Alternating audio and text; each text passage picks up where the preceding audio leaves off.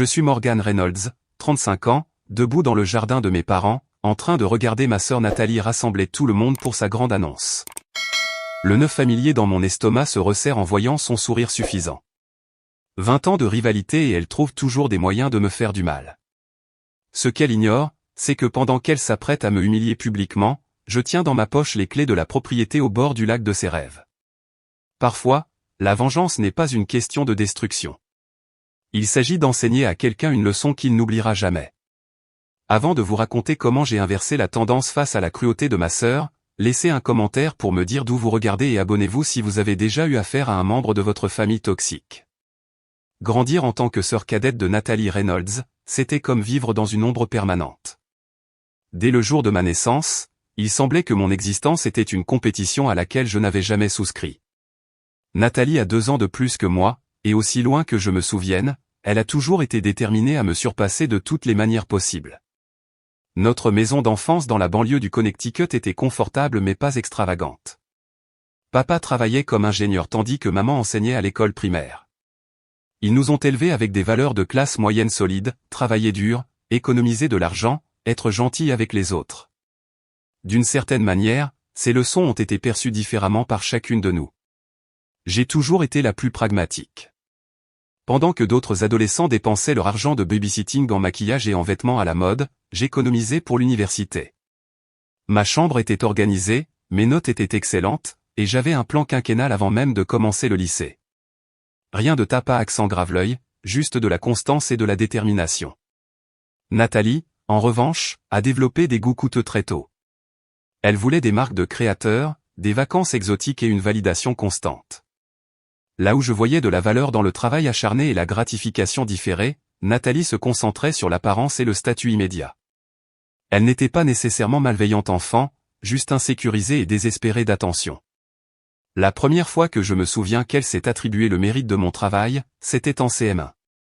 J'avais passé des semaines sur un projet scientifique sur les écosystèmes, créant un terrarium détaillé que mon professeur avait qualifié de travail de niveau universitaire. Lorsque la soirée des parents est arrivée, j'ai entendu Nathalie dire à ses amis qu'elle m'avait aidé avec toutes les parties difficiles parce que je ne comprenais pas la science. J'ai été blessé mais n'ai rien dit. C'est devenu notre schéma, elle prenait, je me retirais. Au lycée, la dynamique était solidement établie. Nathalie trouvait des moyens de diminuer mes réalisations ou de les revendiquer comme les siennes. Lorsque j'ai été accepté à Cornell avec une bourse partielle, Nathalie a dit à la famille élargie qu'elle m'avait entraîné tout au long du processus de candidature. Lorsque j'ai obtenu mon diplôme avec mention en commerce, elle a réussi à faire passer mon succès comme une simple continuation de ses propres réalisations. Même si elle avait abandonné l'université communautaire après un semestre, nos parents n'ont jamais pleinement reconnu ce schéma. Papa me suggérait gentiment de ne pas être si sensible, tandis que maman insistait sur le fait que Nathalie s'exprimait simplement différemment. Ils nous aimaient toutes les deux, mais ils avaient involontairement encouragé le comportement de Nathalie pendant des années, trouvant peut-être plus facile de la calmer que de confronter ses manipulations. Après l'université, j'ai commencé à construire mon entreprise de commerce électronique à partir de zéro. J'ai identifié une lacune sur le marché des articles ménagers durables et j'ai travaillé 16 heures par jour à développer des relations avec des fabricants éthiques. Les 2 premières années ont été brutales. Je vivais de nouilles instantanées dans un petit studio, réinvestissant chaque centime dans l'entreprise. Nathalie, quant à elle, rebondissait entre des emplois de vente au détail, démissionnant toujours quand il devenait trop exigeant ou en dessous de ses talents. Puis mon entreprise a décollé. La 3e année, j'avais 10 employés et j'avais triplé mes revenus. La 5e année, j'ai été présenté dans le magazine Entrepreneur comme l'une des 30 Under 30 to Watch. Soudain, Nathalie racontait à tout le monde qu'elle avait toujours cru en moi et m'avait donné la confiance nécessaire pour réussir. Lors des réunions de famille, elle se positionnait comme ma plus grande supportrice et conseillère commerciale officieuse. J'ai appris à choisir mes batailles et à garder ma vie privée. Alors que Nathalie louait un appartement de luxe qu'elle pouvait à peine se permettre et louait une nouvelle BMW tous les 2 ans, je vivais modestement dans une maison de ville confortable mais sans prétention et j'utilisais ma Honda fiable jusqu'à ce qu'elle rende l'âme. J'ai investi pour ma retraite, constitué un fonds d'urgence et créé une réelle sécurité financière. Nathalie supposait que j'étais simplement mauvaise en gestion d'argent, plutôt que stratégique. Il y a 3 ans, lors de vacances en famille au lac Winnipesaukee dans le New Hampshire, Nathalie est devenue obsédée par cette magnifique propriété au bord du lac avec un quai privé et une vue panoramique. La maison de vacances de 5 chambres était affichée à 1,2 million de dollars, bien au-delà de ses moyens. Pourtant, elle a passé tout le voyage à parler de sa future maison au bord du lac, à prendre des photos de chaque pièce lors d'une journée portes ouvertes et à faire des plans pour des réunions de famille qu'elle y organiserait. Chaque événement familial depuis lors l'a inclus, se lamentant que quelqu'un d'autre avait acheté la maison de ses rêves, bien qu'elle n'ait jamais eu les finances pour l'envisager sérieusement. Ce que personne dans ma famille ne savait, c'est que mon entreprise avait traversé une période difficile il y a 6 mois. Un fournisseur important avait fait faillite, me laissant avec des milliers de dollars de commandes non honorées et des clients en colère. En même temps, un changement d'algorithme sur une grande plateforme avait réduit ma visibilité. C'était une tempête parfaite, et même si je savais que c'était temporaire, ma trésorerie a été sérieusement affectée. J'ai dû contracter un prêt commercial à court terme pour rester à flot. Nathalie a d'une manière ou d'une autre découvert mes difficultés financières, probablement en fouillant dans des papiers lors d'une visite à mon domicile. Je l'ai surprise une fois en train de fouiller dans mon courrier mais j'ai ignoré. J'aurais dû être plus prudente. Puis, le mois dernier, par une coïncidence totale, la maison du lac Winnipesaukee, la propriété de rêve de Nathalie, est revenue sur le marché à un prix réduit en raison du divorce du propriétaire. Au moment où j'ai vu l'annonce, une idée a commencé à se former. C'était risqué, peut-être mesquin, mais quelque chose en moi ne pouvait pas résister. J'ai contacté l'agent immobilier et découvert que les propriétaires avaient besoin d'une vente rapide. Ils étaient prêts à accepter 950 000 dollars pour une propriété qui valait bien plus. J'ai passé 3 nuits blanches à faire des calculs, à parler à mon conseiller financier et à peser les conséquences. Au final, j'ai décidé de liquider une partie importante de mes économies d'urgence et de mon portefeuille d'investissement. J'ai créé une SARL pour ne pas apparaître sur les registres publics et j'ai fait une offre tout en espèces. Le timing était incroyablement serré. La signature était prévue pour le samedi matin de notre réunion de famille annuelle. Une partie de moi se demandait si je faisais une énorme erreur, tant financièrement qu'éthiquement. Est-ce que j'utilisais mon argent durement gagné juste pour donner une leçon à ma sœur, ou était-ce enfin ma chance d'établir des limites qui avaient été franchies pendant des décennies? En signant les documents préliminaires, je n'arrêtais pas de me dire que ce n'était pas une vengeance. Il s'agissait enfin de me défendre après des années à laisser le comportement de Nathalie impuni.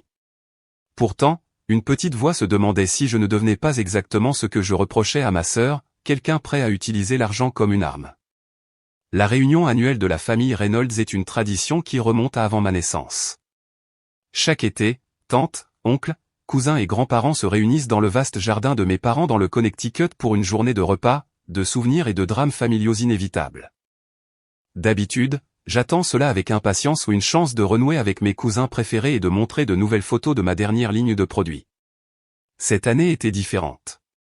En me garant dans l'allée de mes parents, mon estomac se tordait d'anxiété. Mes problèmes commerciaux n'étaient pas catastrophiques, mais ce n'était pas non plus quelque chose dont j'avais hâte de discuter. J'avais dû temporairement laisser partir 3 employés et réduire mes opérations en attendant de reconstruire ma chaîne d'approvisionnement. Pour quelqu'un comme Nathalie, qui comprenait les affaires aussi bien qu'elle comprenait la physique quantique, ces défis entrepreneuriaux normaux ressembleraient à un échec complet. J'ai vérifié mon téléphone une dernière fois avant de sortir de la voiture. Aucun message de l'agent immobilier concernant la clôture. J'ai pris une profonde inspiration et j'ai saisi les amuse-gueules fait maison de mon siège passager. Sauver les apparences était important aujourd'hui. Morgane, tu es enfin arrivée. Ma mère se précipita à travers la pelouse pour me saluer, sa robe d'été fleurie flottant dans la brise estivale. Elle me serra dans une étreinte serrée qui sentait son parfum signature et son écran solaire. Tout le monde est déjà là. Même ta cousine Jenna de Seattle est venue cette année. Le jardin était transformé comme chaque juillet, des tables pliantes blanches disposées en U, des ballons rouges et bleus attachés au dossier des chaises, et le barbecue prisé de papa qui fumait dans un coin. Au moins 40 parents se mêlaient sur la pelouse, des gobelets en plastique à la main et des assiettes en carton en équilibre précaire alors qu'ils naviguaient de la table de nourriture aux divers groupes de conversation. « Où est Nathalie ?» ai-je demandé, essayant de paraître désinvolte en posant ma contribution sur la table d'apéritif déjà débordante. L'expression de maman changea subtilement. « Oh, elle est quelque part. » Probablement à l'intérieur avec tante Patricia. Elle a été mystérieuse toute la matinée, elle dit qu'elle a une grande annonce à faire plus tard. Les sonnettes d'alarme dans ma tête se firent plus fortes. Maman a dû remarquer mon expression car elle a rapidement ajouté, « Je suis sûr que ce n'est rien. » Tu sais à quel point elle aime créer du drame. Peut-être a-t-elle enfin obtenu cette promotion au grand magasin. J'ai hoché la tête et forcé un sourire. Oui, probablement. En me frayant un chemin à travers la foule, j'ai collectionné des câlins et des baisers sur la joue comme des petits cadeaux. Mon cousin Tyler voulait savoir si je pouvais donner des conseils de stage à sa fille. Oncle George était impatient de me parler du parquet en bambou durable qu'il avait installé après l'avoir vu dans mon catalogue. Tante Maureen avait besoin de mon avis pour ouvrir une boutique Etsy pour son tricot. Normalement, ces conversations m'auraient stimulé des membres de ma famille qui reconnaissaient réellement mon travail acharné et mon expertise.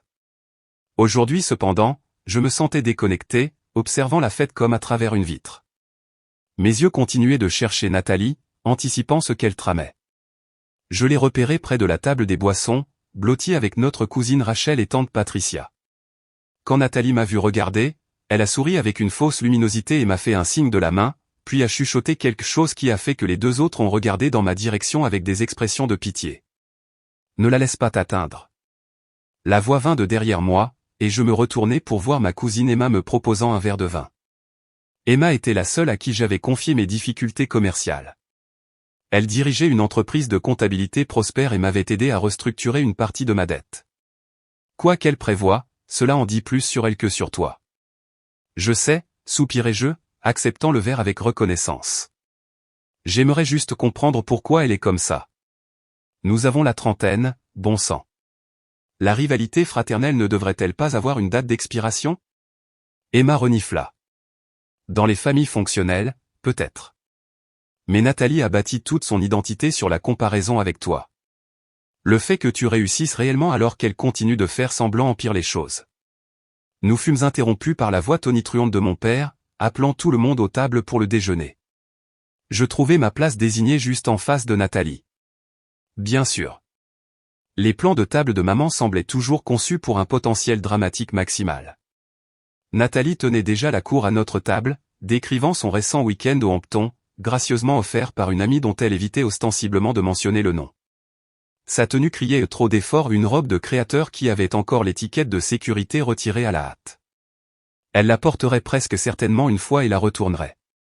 Et des lunettes de soleil valant au moins 2 de ses paiements de voiture posés sur sa tête. Morgane, s'exclama-t-elle quand je m'assis, avec l'enthousiasme exagéré de quelqu'un qui se produit devant un public. Je racontais justement à tout le monde cette incroyable opportunité d'investissement que j'ai envisagée. L'immobilier est là où est le vrai argent, tu ne penses pas? La question pointue me serra la poitrine. Savait-elle déjà pour la maison du lac? Non, c'était impossible. Les papiers n'étaient même pas encore finalisés. Ça peut l'être, répondis-je d'un ton neutre, me servant de la salade de pommes de terre. Si tu sais ce que tu fais. Elle se pencha en avant, baissant la voix en un chuchotement audible pour tous ceux qui se trouvaient à proximité. Eh bien, j'ai fait des recherches sur la stabilité financière. Il est si important de diversifier avant un important ralentissement du marché. Certaines entreprises ne sont tout simplement pas conçues pour résister aux tempêtes économiques, vous savez. Plusieurs parents se mirent mal à l'aise, sentant clairement la pique sous ces mots. Je sentis la chaleur monter à mes joues mais garder mon expression neutre en prenant une gorgée délibérée de vin. Je ne lui donnerai pas la satisfaction d'une réaction. Le déjeuner se déroula avec une tension croissante. Je remarquai que d'autres membres de la famille me lançaient les mêmes regards de pitié. Mon cousin Derek demanda avec une désinvolture suspecte comment allaient les affaires ces jours-ci, tandis que tante Patricia suggéra qu'elle connaissait quelqu'un qui embauchait des assistants administratifs si je cherchais quelque chose de plus stable. Au moment où le dessert fut servi, j'étais mentalement épuisé de maintenir mon sang-froid. Je m'excusai pour aller aux toilettes, ayant besoin d'un moment seul. Dans le calme des toilettes de mes parents, je vérifiai mon téléphone à nouveau.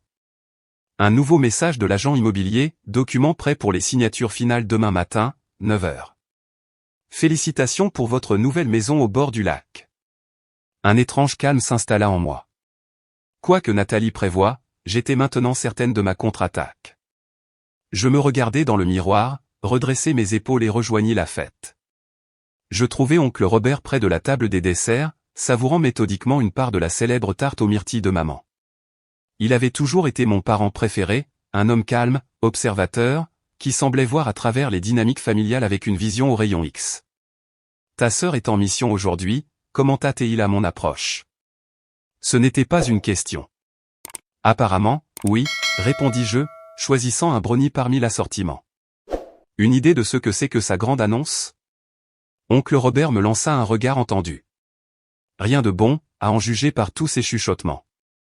Mais je vais te dire quelque chose que j'ai appris en 40 ans de mariage avec ta tante Linda, les gens qui ont besoin de rabaisser les autres sont eux-mêmes sur un terrain assez instable. Je lui souris avec gratitude. Je sais que tu as raison. J'aimerais juste. Le tintement aigu du métal contre le verre m'interrompit.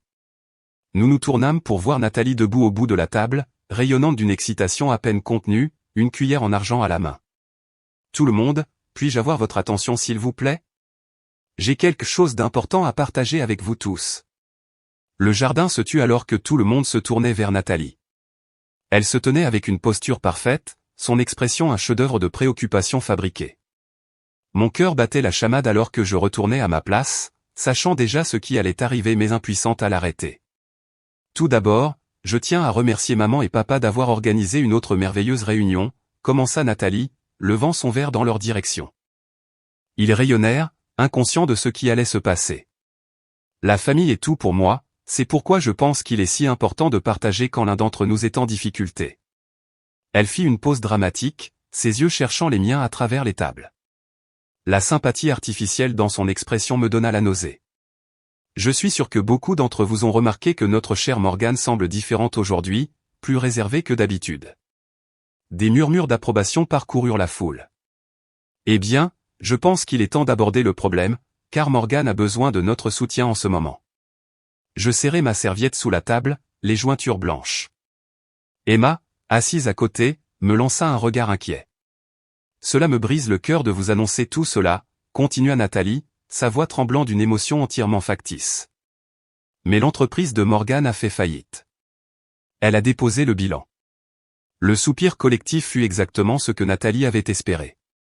Des visages choqués se tournèrent vers moi, certains avec une réelle préoccupation, d'autres avec une curiosité à peine dissimulée.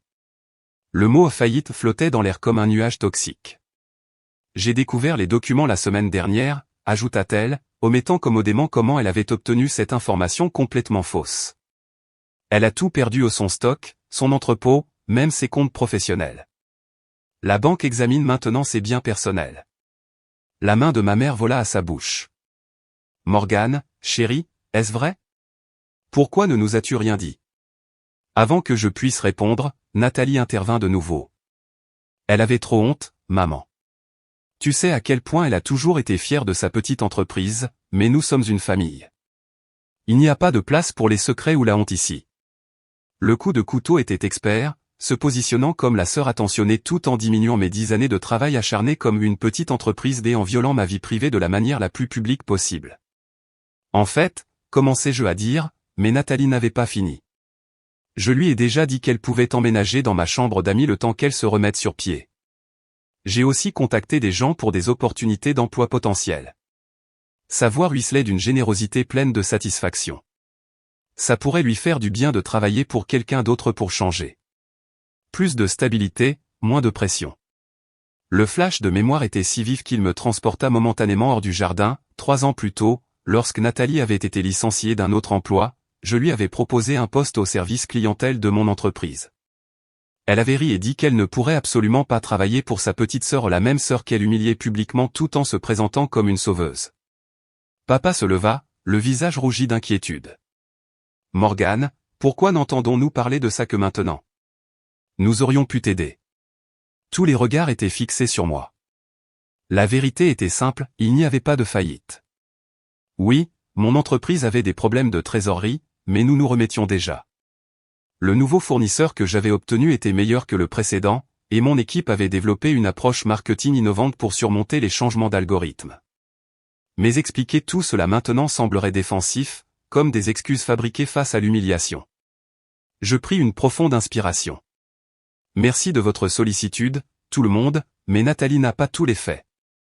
Je gardai ma voix ferme, établissant un contact visuel délibéré avec ma sœur. Mon entreprise traverse une restructuration, mais elle est loin de la faillite. J'apprécie l'inquiétude, mais je gère la situation.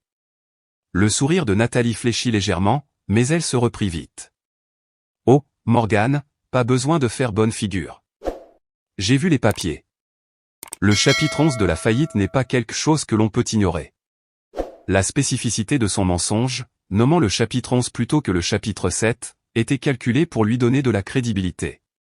Plusieurs parents hochèrent la tête, croyant clairement à ses connaissances détaillées plutôt qu'à mon vague démenti.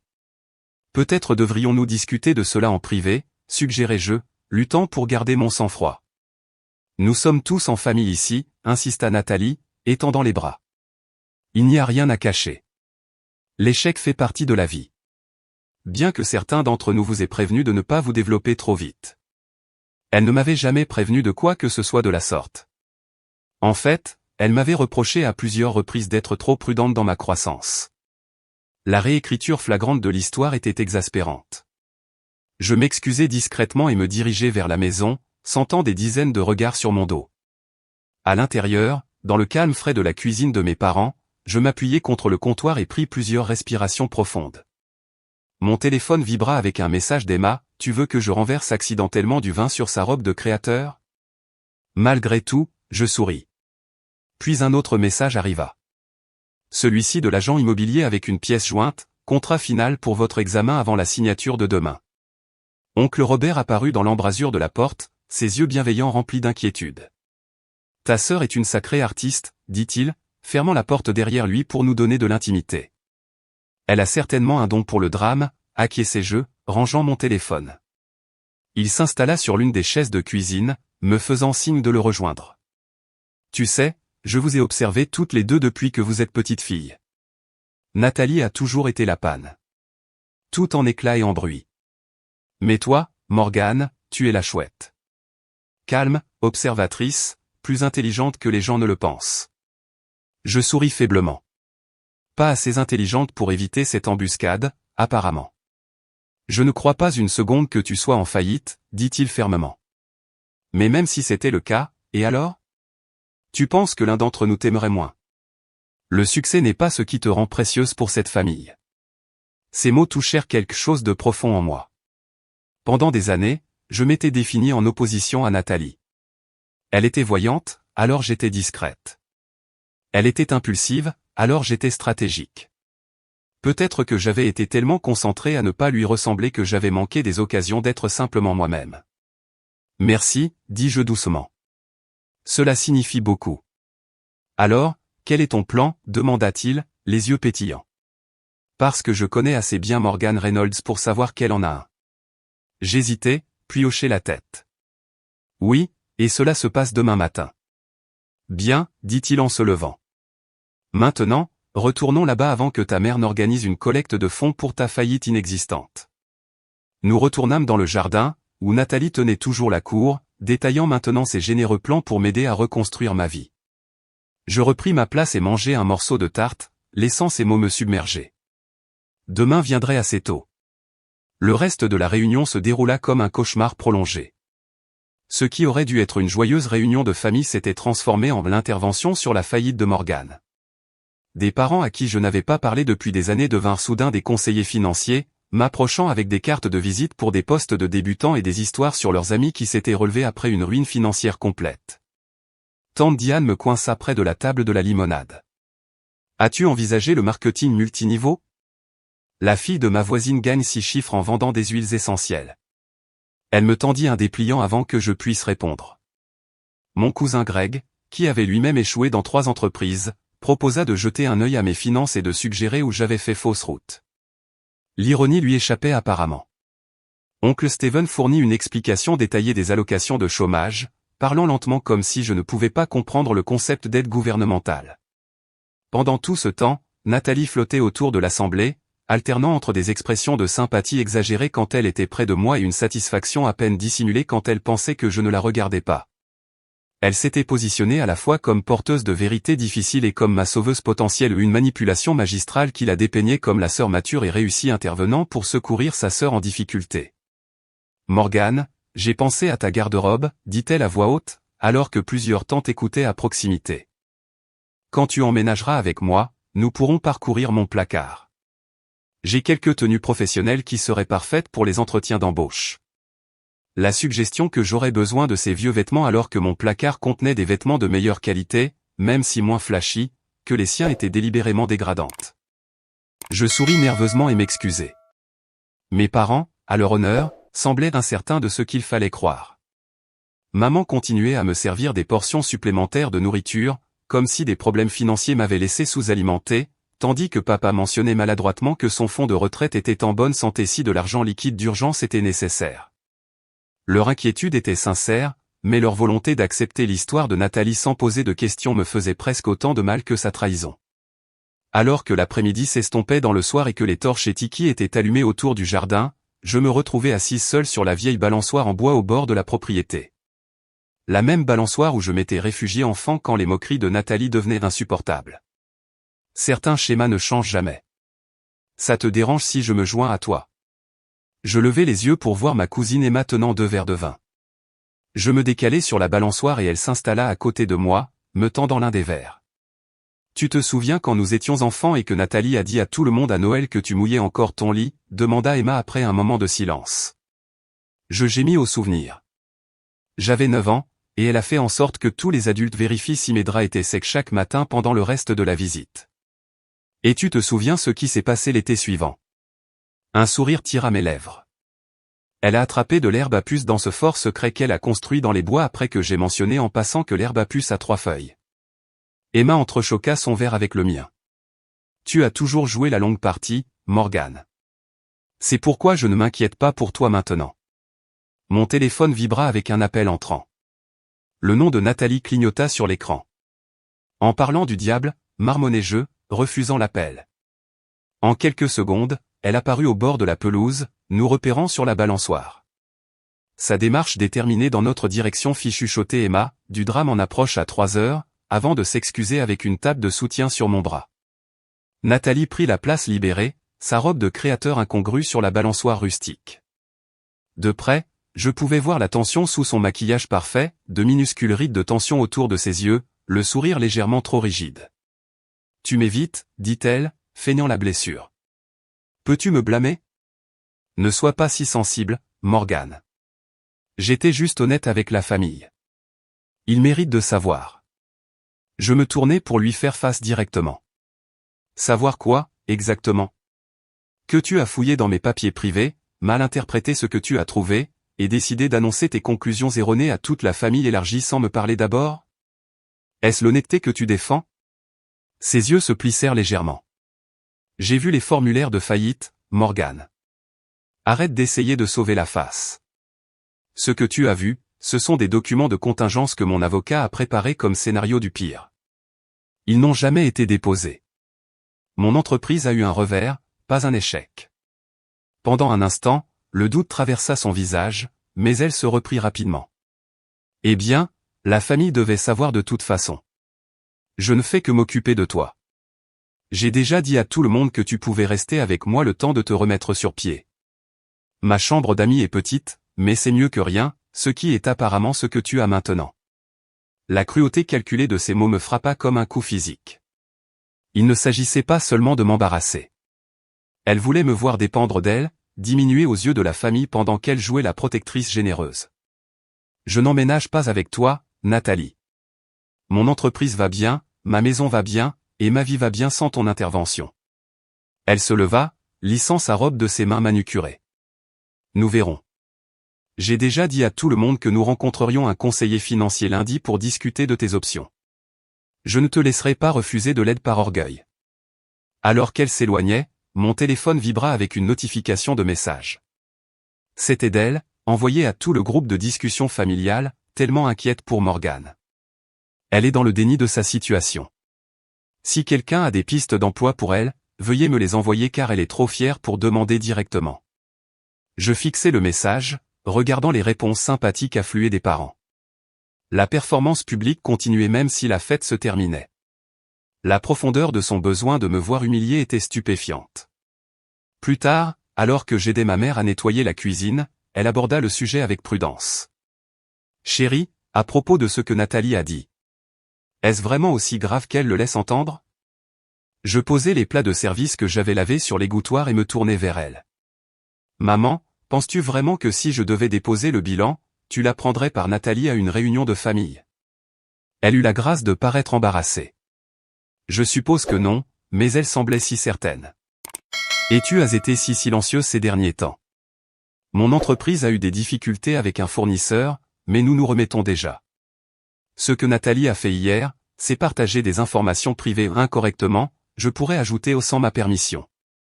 Et au lieu de me demander directement, tout le monde a simplement supposé qu'elle disait la vérité.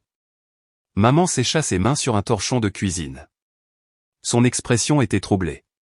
Tu sais comment Nathalie est. Elle a toujours été sensible à ton succès. Le schéma familier d'excuser le comportement de Nathalie me fit serrer la mâchoire. Ce n'est pas de la sensibilité, maman. C'est de la cruauté. Avant qu'elle ne puisse répondre, mon téléphone sonna. C'était l'agent immobilier. Je m'excusai et sortis sur la véranda arrière pour prendre l'appel. Morgane, excellente nouvelle. Tous les documents sont traités. C'est confirmé pour demain matin 9 h pour tout finaliser. Les propriétaires ont déjà déménagé, vous aurez les clés juste après la signature. En raccrochant, je remarquai Nathalie qui me regardait de l'autre bout du jardin. Ses yeux se plissèrent de suspicion. À ce moment-là, je pris ma décision. La maison du lac ne serait pas seulement un bien d'investissement. Ce serait le cadre d'une conversation attendue depuis longtemps entre sœurs. Le dimanche matin se leva, clair et lumineux, le genre de journée d'été parfaite qui fait la renommée de la Nouvelle-Angleterre. Je me suis levé tôt, malgré avoir tourné et retourné toute la nuit dans ma chambre d'enfance. Mes parents avaient insisté pour que je reste après la réunion, préoccupé par mon état émotionnel suite à l'annonce de Nathalie. Je me suis habillé avec soin d'une chemise blanche impeccable et d'un pantalon bleu marine professionnel mais pas ostentatoire. La tenue était un choix délibéré, celui qui disait femme d'affaires prospère sans crier pour attirer l'attention. En appliquant un minimum de maquillage, je répétais ce que je dirais à Nathalie. Il ne s'agissait pas de vengeance. Il s'agissait de limite et de vérité. En bas, je trouvais mon père à la table de la cuisine avec son habituel mot croisé du dimanche. Il leva les yeux quand j'entrai, la surprise se lisant sur son visage en voyant ma tenue. « Tu es habillé pour un dimanche matin », commenta-t-il, posant son stylo. « J'ai un rendez-vous », expliquai-je, me servant du café. Une opportunité d'affaires qui ne pouvait pas attendre. Il m'étudia un instant. « Morgane, à propos d'hier. Ta mère et moi sommes inquiets. Si les choses sont difficiles financièrement, nous voulons t'aider. » Sans jugement. Je m'assis en face de lui, serrant mes mains autour de la tasse chaude. « Papa, j'ai besoin que tu m'écoutes attentivement. Je ne suis pas en faillite. Mon entreprise a eu un problème de trésorerie temporaire qui est déjà en train de se résoudre. Ce que Nathalie a dit à tout le monde hier était à la fois incorrect et une invasion de ma vie privée. » Son expression passa de l'inquiétude à la confusion. Mais elle a dit qu'elle avait vu les documents. Elle a vu des documents préliminaires que mon avocat a préparés comme plan de contingence, ce qui est une pratique commerciale courante lors d'une restructuration financière. Ces documents n'ont jamais été déposés. Si tu ne me crois pas, tu es le bienvenu pour appeler mon comptable demain. Papa baissa les yeux sur son mot croisé, la gêne colorant son visage. J'aurais dû te le demander directement. Oui, tu aurais dû. Je gardai ma voix douce mais ferme. Pendant 35 ans, toi et maman avez donné le bénéfice du doute à Nathalie tout en vous attendant à ce que je sois la plus grande. J'en ai assez, papa. Le silence entre nous s'étira, lourd de décennies de dynamique familiale non abordée. Finalement, il hocha la tête. Tu as raison. Nous avons favorisé ces difficultés avec toi. Je suis désolé, Morgane.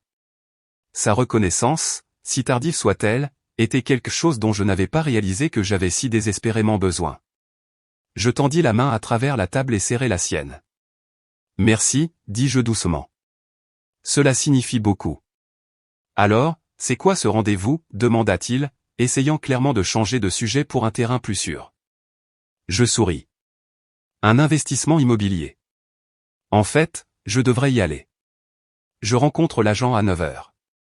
Alors que je ramassais mon sac à main et mes clés, mon téléphone vibra avec un message de groupe de Nathalie à la famille. Je déjeune avec Morgane aujourd'hui pour discuter des prochaines étapes. Nous tiendrons tout le monde informé de sa situation plus tard.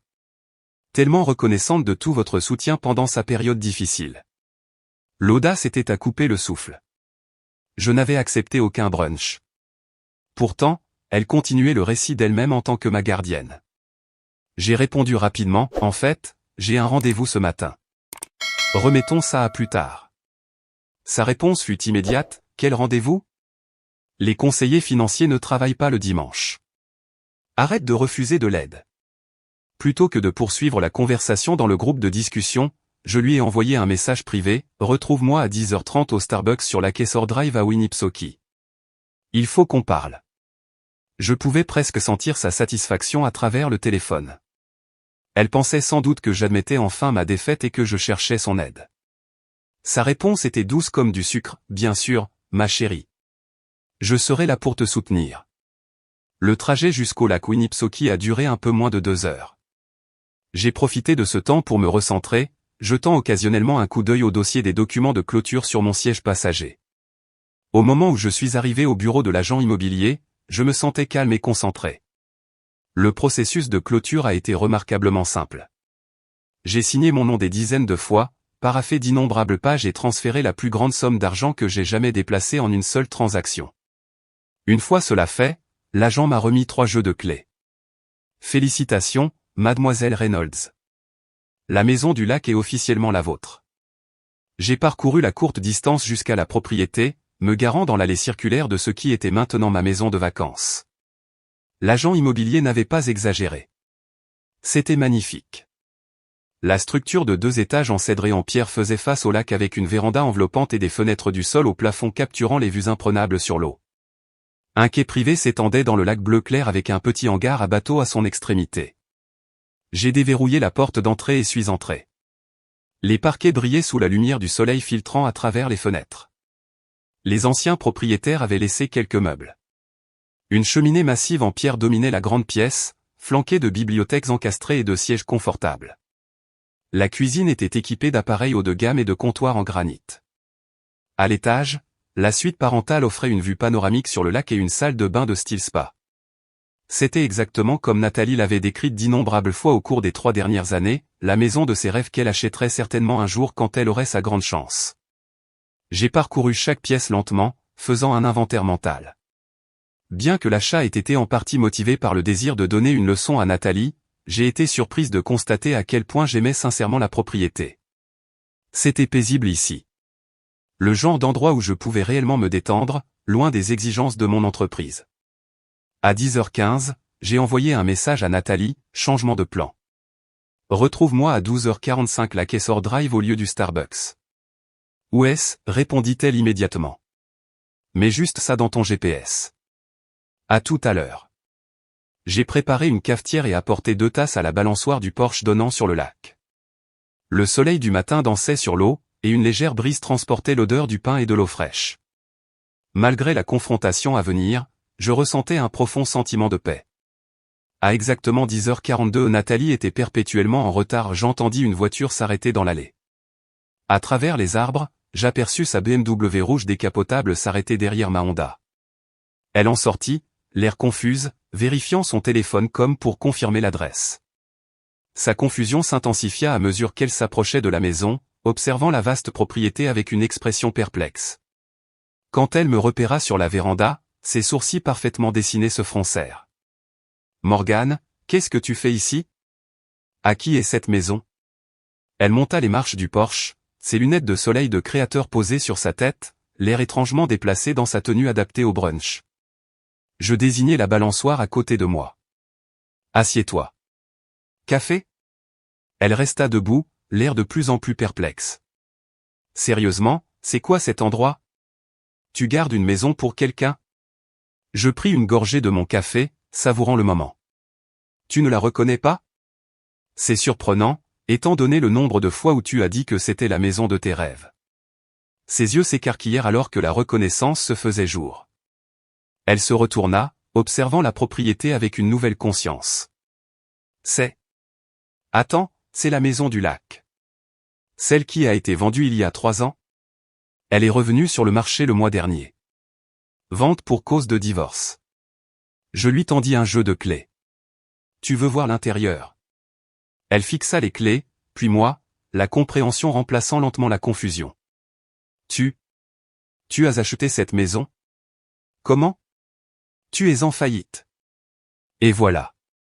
L'aveu explicite qu'elle savait que son annonce publique était un mensonge. C'est de ça que je voulais te parler, Nathalie. Je ne suis pas en faillite. Je ne l'ai jamais été.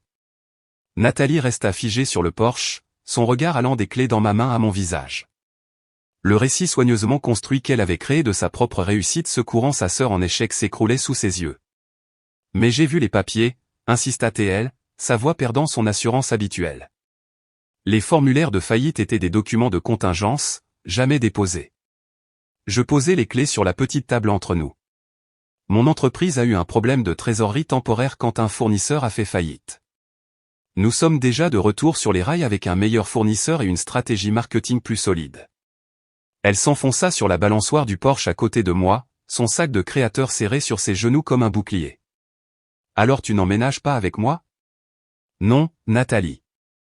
Je ne l'ai jamais fait. Mais pourquoi m'as-tu laissé le dire à tout le monde? Te laisser, l'interrompis-je, sentant une bouffée de la colère que j'avais refoulée hier.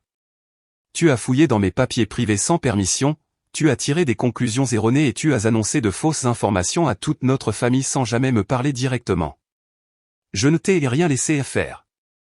Elle eut la grâce de paraître momentanément embarrassée, mais cela se transforma rapidement en défensive. J'étais inquiète pour toi. J'essayais d'aider. Vraiment? Ou est-ce que tu aimais me voir me débattre tout en te positionnant comme la sœur généreuse et réussie? Son silence fut une réponse suffisante. Je continuai, plus doucement. Nathalie, nous devons parler de ce schéma entre nous. Cela dure depuis que nous sommes enfants, et je l'ai laissé continuer en restant silencieuse. Cela se termine aujourd'hui. Elle regarda le lac, évitant mon regard. Quel schéma? C'est toi qui as toujours été parfaite. L'intelligente, la responsable, l'entrepreneur à succès. As-tu la moindre idée de ce que c'est que de vivre dans ton ombre? L'ironie de sa déclaration était presque risible. Mon ombre? Nathalie, tu as passé toute notre vie d'adulte à te positionner comme plus réussie que moi, à t'attribuer le mérite de mes réalisations, à rejeter mon entreprise comme un petit projet, et à me surpasser constamment avec des biens matériels que tu peux à peine te permettre. Ce n'est pas vrai. Sa protestation sonna creux, même à ses propres oreilles, à en juger par son expression.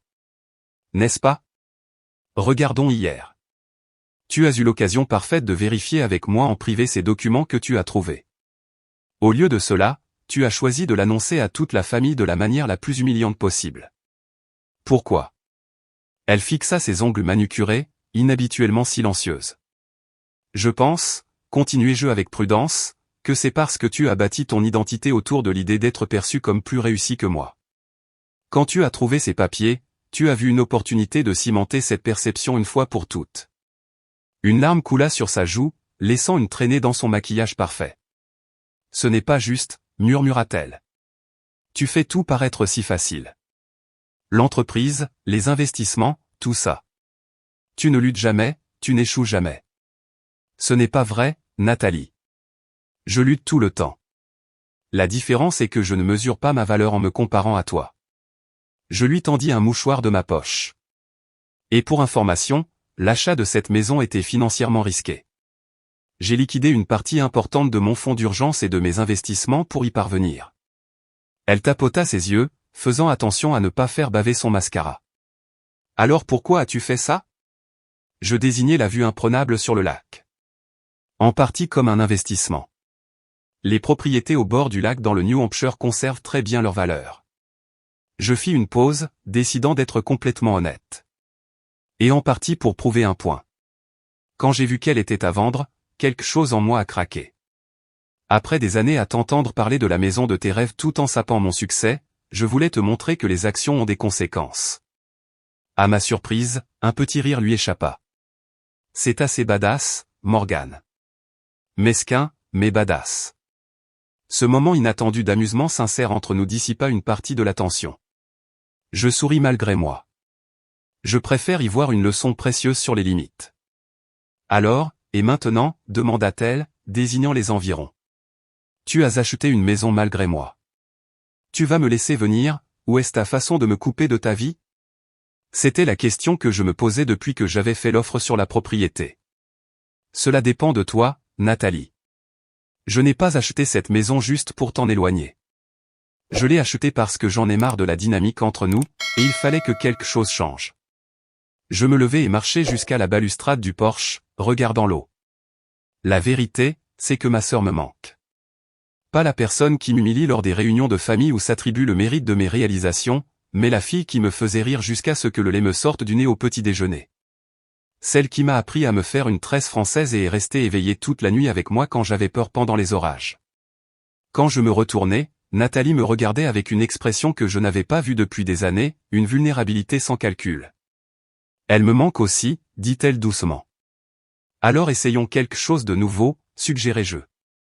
Une honnêteté totale, à partir de maintenant. Pourquoi as-tu annoncé ma soi-disant faillite à la famille? Elle soupira profondément, posant son sac à main. Parce que je me noie, Morgane. Mes cartes de crédit sont à découvert.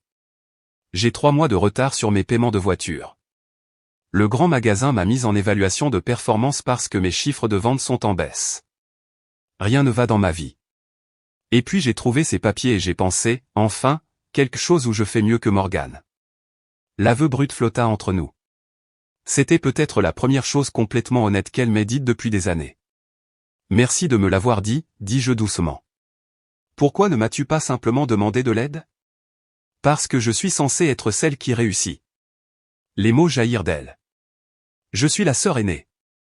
Je suis censée avoir tout compris maintenant. Comment pourrais-je admettre que ma petite sœur a une vraie entreprise pendant que je plie encore des pulls dans un grand magasin à 37 ans? Je me rassis à côté d'elle. Nathalie, le succès ne se résume pas à l'argent ou au titre de poste. Et ce n'est certainement pas une compétition entre sœurs. Facile à dire quand tu gagnes, marmonna-t-elle, mais sans réelle malice. Vraiment? Je travaille 70 heures par semaine. Je n'ai pas pris de vraies vacances depuis 5 ans. Ma dernière relation s'est terminée parce que j'étais toujours au bureau. Il y a plein de façons dont je ne gagne pas ma vie. Elle eut l'air surprise, comme si l'idée que ma vie n'était pas parfaite ne lui avait jamais traversé l'esprit. Je suppose que nous avons toutes les deux créé des récits l'une sur l'autre qui ne sont pas complètement vrais. Exactement. Alors voici ma proposition, cette maison à 5 chambres. L'une est la mienne. Une autre pourrait être la tienne, sous certaines conditions. Ses yeux s'écarquillèrent. Tu me laisserais utiliser la maison du lac après ce que j'ai fait? Si, insistai-je, tu acceptais quelques règles de base. Premièrement, plus d'humiliation publique ni de s'attribuer le mérite de mes réalisations. Deuxièmement, nous commençons à être honnêtes l'une envers l'autre sur nos finances, nos difficultés, tout. Troisièmement, tu dis la vérité à la famille sur ton annonce d'hier. Elle tressaillit à la dernière condition. Ils penseront que je suis horrible. Ils penseront que tu as fait une erreur, et si tu l'assumes, ils respecteront ton honnêteté. Elle réfléchit, puis hocha lentement la tête. Et en retour, je peux utiliser cette magnifique maison parfois? Plus que ça, dis-je. Tu as une chance que nous redevenions de vraies sœurs, pas des concurrentes. Et j'ajoutai, je t'aiderai à maîtriser tes finances si tu veux. Sans jugement, juste un soutien pratique. Pendant un instant, je pensais qu'elle pourrait refuser l'offre par orgueil. Puis ses épaules se détendirent, et pour la première fois depuis des années, je vis ma vraie sœur, pas la performance qu'elle jouait habituellement. J'aimerais ça, dit-elle simplement. Je lui tendis la main. Alors, c'est un accord. Elle ignora ma main et me tira plutôt dans une étreinte serrée. Marché conclu, murmura-t-elle contre mon épaule. Tandis que nous nous séparions, je ramassai les clés de la table et les lui plaçai dans la main. Pourquoi ne te fais-tu pas le tour? Je vais faire un peu plus de café. Pendant que Nathalie explorait la maison, s'exclamant sur des caractéristiques qu'elle avait convoitées pendant des années, j'appelai mes parents. Il était temps que la famille entende la vérité de nous deux. 2 semaines après la réunion de famille, nous nous sommes retrouvés, cette fois à la maison du lac. L'invitation avait été envoyée à toute la famille élargie, surprenant tout le monde par sa double signature, Morgane et Nathalie Reynolds sollicitent le plaisir de votre compagnie. La grande salle spacieuse était remplie de parents, beaucoup encore confus quant à ce qui se passait exactement. Mes parents arrivèrent les premiers, les yeux de maman s'écarquillant alors qu'elle découvrait la propriété. Morgane, c'est magnifique. Souffla-t-elle, marchant directement vers le mur de fenêtre donnant sur le lac. Mais je ne comprends pas. Quand as-tu acheté ça? Le matin après la réunion, expliquai-je, acceptant son étreinte. J'étais en négociation depuis quelques semaines avant cela. Papa examina le travail des bibliothèques encastrées avec appréciation. Pas exactement l'achat que j'attendrais de quelqu'un qui dépose le bilan, commenta-t-il. C'est ça. À ce propos, commençai-je, mais fus interrompu par l'arrivée de Nathalie. Elle entra portant un plateau d'amuse-gueule qu'elle avait préparé elle-même, une autre surprise pour quiconque connaissait la version habituelle de ma sœur pour la cuisine. Elle était habillée différemment aujourd'hui, toujours élégante, mais nettement moins flashy que sa tenue habituelle. Les lunettes de soleil de marque et les bijoux fantaisie étaient absents. À mesure que d'autres parents arrivaient, la curiosité emplit la pièce. Oncle Robert croisa mon regard de l'autre bout de la pièce et me fit un signe de tête approbateur. Emma arriva avec une bouteille de champagne, murmurant pour le spectacle que je m'apprête à voir, en me l'attendant. Lorsque tout le monde fut arrivé, Nathalie entrechoqua un verre pour attirer l'attention. La pièce se tut, beaucoup s'attendant clairement à une autre annonce dramatique. Elle parut nerveuse un instant, puis redressa les épaules. « Merci à tous d'être venus », commença-t-elle. « Je vous ai demandé de venir ici aujourd'hui parce que je vous dois, et surtout à Morgane, des excuses. » La surprise dans la pièce était palpable. Nathalie Reynolds ne s'excusait jamais. Jamais. À la réunion de famille, je vous ai tous dit que Morgane avait déposé le bilan. C'était faux. Sa voix trembla légèrement, mais elle continua. J'ai trouvé des documents de contingence que son avocat avait préparés lors d'une restructuration commerciale, j'ai tiré des conclusions hâtives, et j'ai ensuite choisi d'annoncer ces conclusions publiquement sans en discuter avec elle d'abord. Notre mère haleta doucement. Tante Patricia chuchota quelque chose à oncle George, mais Nathalie n'avait pas terminé. La vérité est que l'entreprise de Morgane a connu un revers temporaire qu'elle était déjà en train de résoudre avec succès. Elle n'est pas en faillite. Loin de là. En fait, elle fit un geste autour de nous, elle a acheté cette maison du lac le lendemain matin. Des murmures de confusion et de surprise parcoururent l'assemblée. Je pense que beaucoup d'entre vous savent que c'est la propriété que j'ai toujours voulu avoir, poursuivit Nathalie. Quand Morgane l'a achetée, je me suis sentie au début, en colère et jalouse, pour être honnête. Mais cela m'a fait réaliser quelque chose d'important, la compétitivité entre nous a été principalement motivée par moi, et il faut que cela cesse. Je m'avançai pour me tenir à côté d'elle, un front uni pour peut-être la première fois de notre vie d'adulte. Nous voulions vous inviter tous ici aujourd'hui, ajoutai-je, pour mettre les choses au clair et repartir à zéro. Cette maison n'est pas une question de rivalité ou de vengeance. Ce sera un lieu de rassemblement pour notre famille. Nathalie hocha la tête. Morgane m'a généreusement offert de l'utiliser aussi, malgré mon comportement. C'est le genre de sœur qu'elle a toujours été ou le genre que je veux devenir. L'authenticité de ces mots toucha quelque chose de profond en moi. Ce n'était pas la Nathalie performative à laquelle je m'étais habitué. C'était ma vraie sœur, vulnérable et authentique. Papa fut le premier à réagir, s'éclaircissant la gorge avec émotion. Je crois parler au nom de tout le monde en disant que nous sommes fiers de vous deux. Ce genre d'honnêteté demande du courage. La tension dans la pièce se dissipa en une conversation soulagée. Des proches s'approchèrent de nous, certains pour exprimer leur soutien, d'autres pour admettre timidement qu'ils avaient été trop prompts à croire l'histoire de la faillite. Oncle Robert nous donna à chacune un câlin d'ours, me murmurant il était temps à l'oreille. Dans les mois qui suivirent, le changement ne se produisit pas du jour au lendemain. Les vieilles habitudes refirent surface occasionnellement. Nathalie retombait parfois dans la compétitivité, et je me retirais parfois plutôt que d'affronter directement les problèmes. Mais les fondations avaient changé. Grâce à mes conseils, Nathalie a élaboré son premier vrai budget et a commencé à gérer ses dettes. Elle a trouvé un emploi dans la gestion de vente au détail qui utilisait mieux ses compétences relationnelles et sa connaissance de la mode. Elle aimait toujours les belles choses mais commença à comprendre la différence entre la qualité et l'ostentation. Mon entreprise non seulement se rétablit mais prospéra grâce aux nouvelles relations avec les fournisseurs. La stratégie marketing développée pendant notre période de crise s'avéra plus efficace que notre approche précédente, menant à notre trimestre le plus rentable jamais enregistré. La maison du lac est devenue exactement ce que j'avais espéré, un sanctuaire pour la guérison familiale. Mes parents y ont célébré leurs 40 ans de mariage. des cousins ont emmené leurs enfants pour des week-ends d'été. Nathalie et moi avons établi une tradition de week-end mensuel entre sœurs, reconstruisant progressivement notre relation, conversation après conversation. Au cours de l'un de ces week-ends, alors que nous étions assises sur le quai à regarder le coucher du soleil, Nathalie s'est tournée vers moi. « Tu sais, tu aurais pu utiliser cette maison pour me punir. Tu avais tous les droits de le faire, après ce que j'ai fait. » J'y ai réfléchi, trempant mes orteils dans l'eau fraîche du lac. Ce n'était jamais le but. J'étais en colère quand j'ai fait l'offre, oui. Mais au fond, je crois que j'essayais de briser le schéma dans lequel nous étions coincés depuis des décennies. Eh bien, ça a marché, dit-elle avec un petit rire. Rien ne fait éclater la bulle de supériorité d'une personne comme de voir sa sœur en faillite acheter la maison de ses rêves. Le plus drôle, avouai-je, c'est que cette maison est devenue plus significative que je ne l'aurais jamais imaginé. Non pas parce qu'elle est belle ou précieuse, mais parce que c'est là que nous avons enfin commencé à être honnêtes l'une envers l'autre. Nathalie hocha la tête pensivement. J'ai repensé à ce que tu as dit il y a des mois, à propos de mesurer sa valeur en se comparant aux autres. J'ai fait ça toute ma vie, pas seulement avec toi. C'est épuisant et finalement vide. Je suis d'accord. La comparaison constante ne mène jamais au bonheur. J'apprends cela, dit-elle doucement.